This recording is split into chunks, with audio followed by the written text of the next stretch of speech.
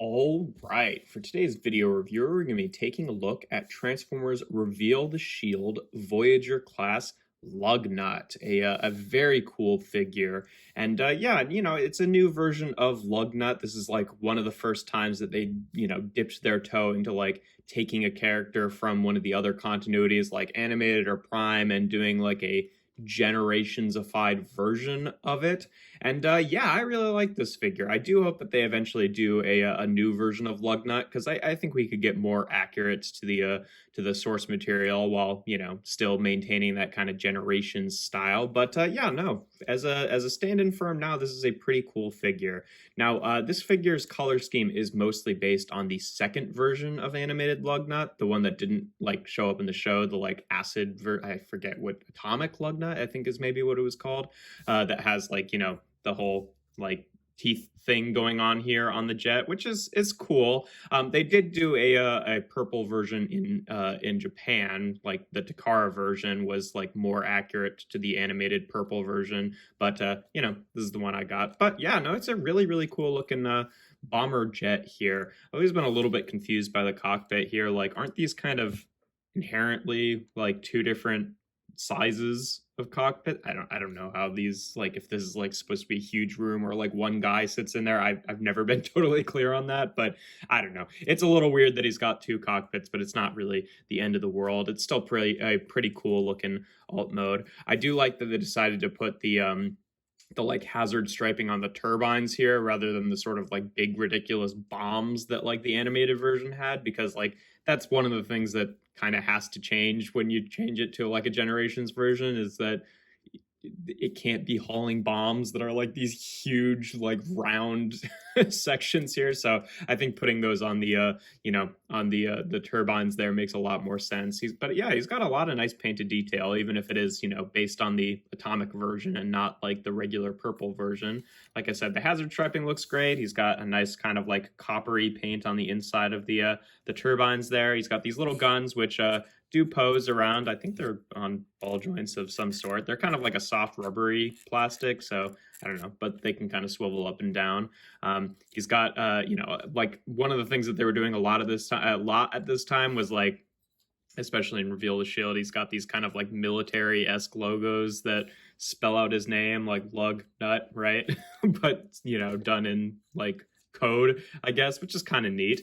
He rolls decently well for a big jet guy, and yeah, he's got a really impressive wingspan. I think that's like one of the most kind of fun things about this figure is how the wings work, because these actually end up becoming the arms in robot mode. But yeah, looks great there. Obviously, being from Reveal the Shield, he's got his little rub sign there that shows that he's a Decepticon. But yeah, no, a really cool looking alt mode here.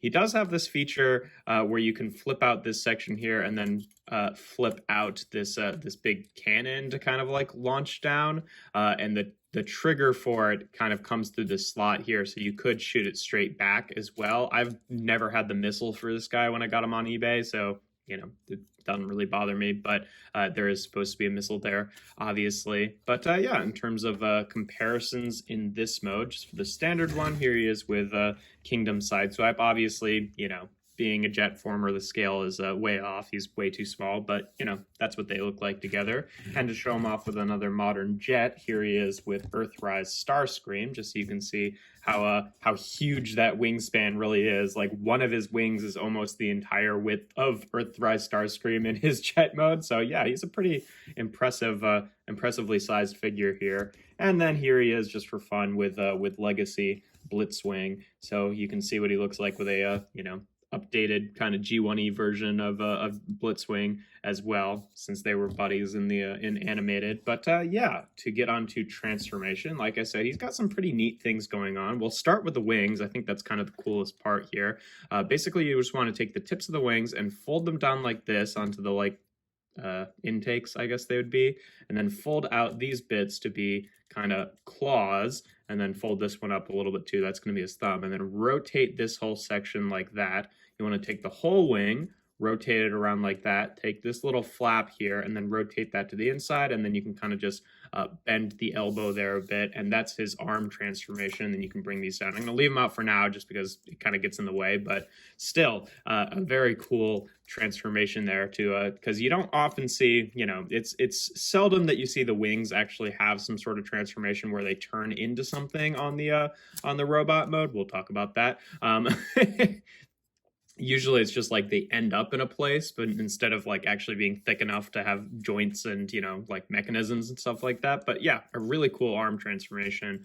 And then you want to take this entire undersection here and just kind of bring it down like this. These will end up being the legs. You can split it here. There's a little hook tab up here that you want to make sure you're not just like yanking at. You want to undo that one properly. And then these will end up being his legs. They do end up sort of like backwards on the joint here. So what you want to do is actually rotate them around like this, and then rotate this around like that so that it actually all, sits properly. And then you can take these sections here and they'll flip up like that and kind of clip into themselves. You can take these, there's, some finagling that you can do with the joints to like adjust his height. I usually get it to sit around there. I feel like that's the best kind of middle ground of like, height and his knees being in the appropriate place. So that's usually what I do, but there's no like defined locking place. It's sort of like Kingdom Cyclonus, where, you can kind of adjust the feet and compress them or extend them out a little bit more depending on how tall you want them to be.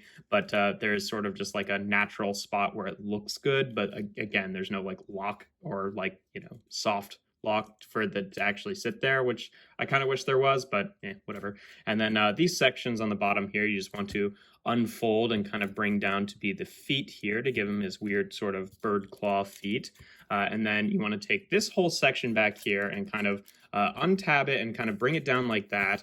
And you want to take the cockpit here, or the top cockpit, I guess I should say, and it will untab from the rest of this and kind of flip back like that. And then when you push forward this section a little bit, it will kind of release the mechanism for the chest bits to spring open. Sorry, I don't know if that showed up on camera, but brings the head up and it releases the mechanism for that. And then you can take this whole section with the body and kind of double hinge it up to sit like that.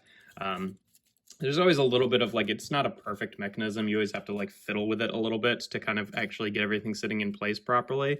And then basically what you want to do is you want to take this whole section with the turbines, and it's on a double hinge here, where you want to fold it up like that to kind of bring the arms forward a little bit so that these sections can sit on either side of it. And then you can take this and kind of compress it the rest of the way. But before you do that, you want to fold up the tail fin and just rotate this around to the other side. And then you can kind of compress this up the whole way so it sits like that more cleanly on his back. And then we can bring down the arms, and there we have Lugnut in his robot mode. And yeah, I think he looks pretty good. Definitely, obviously I'd prefer the purple scheme to Lugnut to the kind of like Atomics color scheme, but still, I think it's a pretty nice looking figure here.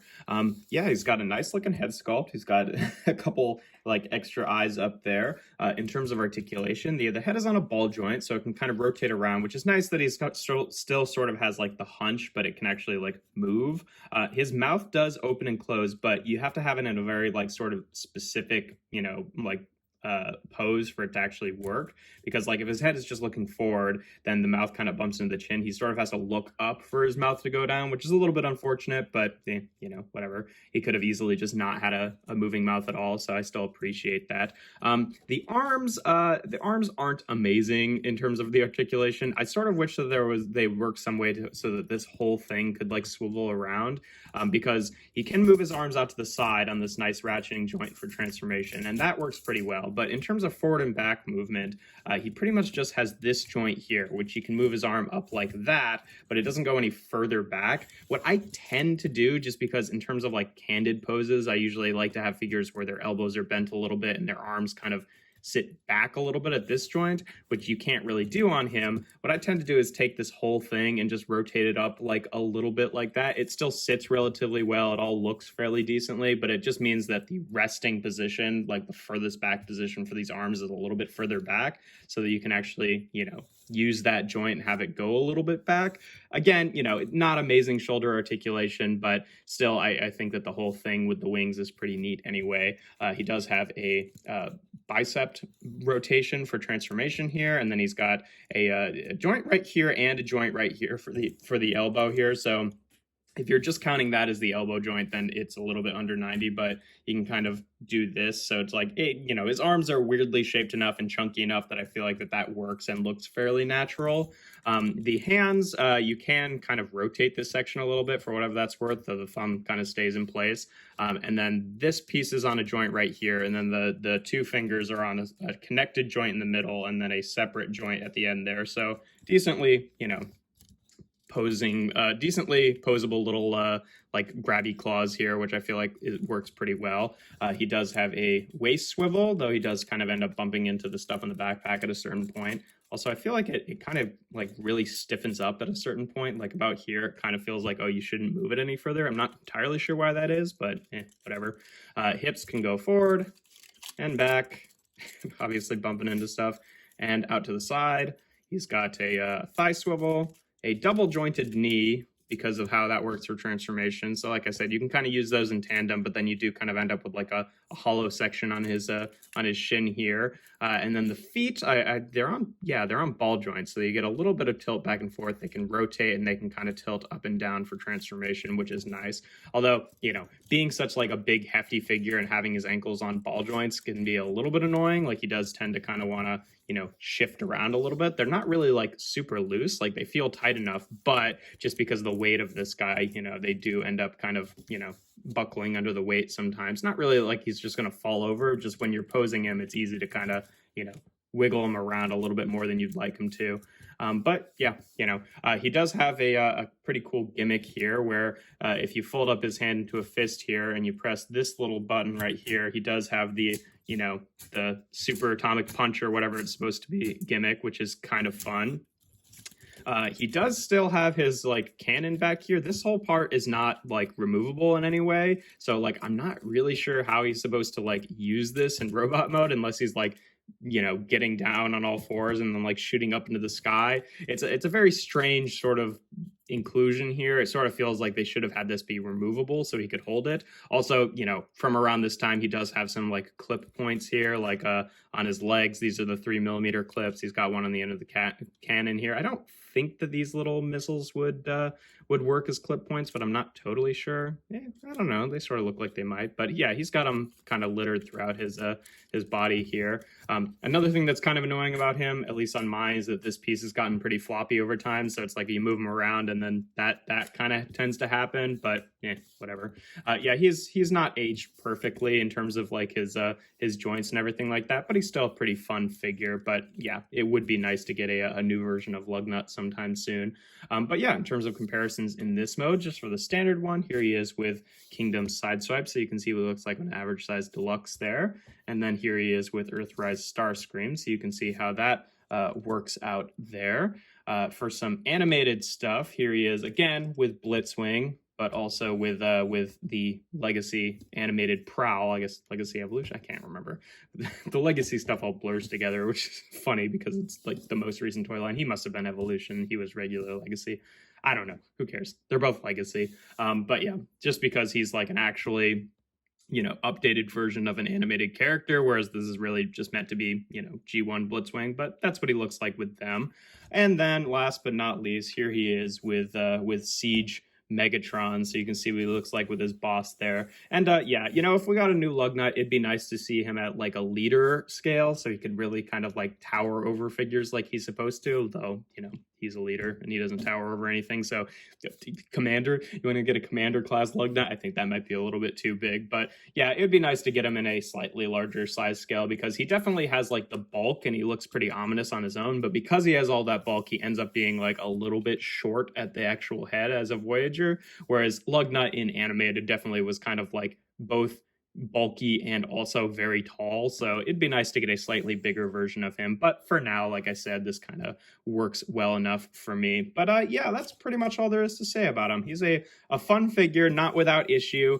He's got some of his clunkiness to his articulation. He definitely, some of the joints are a little bit wobblier than I'd like them to be, but yeah, overall he's a pretty fun toy. And then obviously there's the big thing of like, I'd like one to be purple, you know, like he's got his purple on the color scheme here, but it has always been a little bit baffling to me that the Reveal the Shield version decided to go for this, you know, like the atomic version of Lugnut. That seems like that would be the repaint thing that's like a weird exclusive or something. But, you know, at the time they always had to have like the you know, the Hasbro version and the Takara version look a little bit different. So usually it's like, oh, you do the more accessible Hasbro version, accessible to a lot of people, I guess, besides people who live in Japan. But and then you do the kind of like premium, sort of like extra special looking Japanese version later, so that people end up buying it twice. I don't know, but yeah, no, he's a fun figure. I like the punching gimmick. You can also just, you know, make his arms longer if you want to do that. But yeah, no, he's pretty cool. If you enjoyed this video, make sure to leave a like and consider subscribing to the channel. I do reviews every Tuesday, Thursday, and Sunday. And without further ado, here we have Transformers Reveal the Shield Voyager class Lugnut.